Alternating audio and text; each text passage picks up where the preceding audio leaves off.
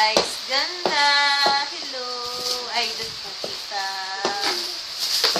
Idol na idol kita. Vice ganda.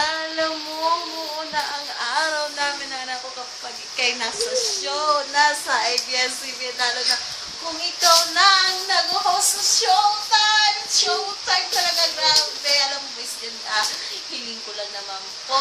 Sana sa birthday ko, sa darating na November 3, sana mabigyan mo ko ng vibes. Alam niyo ba?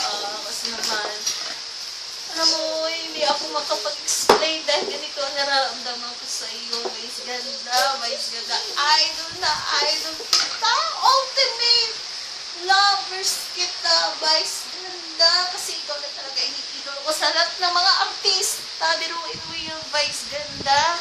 Grabe ka. Nakakaloka ka. Napapatawa mo ako. Sobra-sobra. Higit pa dun yung anak ko. Naku, tumatalon na siya kapag ang kumakanta na ang inyong favorite song na It's Showtime. Di ba, anak na? At isa pa, Vice ganda. Vice ganda, Vice ganda, Vice ganda. November 3, it's my birthday. Sana makapunta ako sa show mo. Sana mapanood mo itong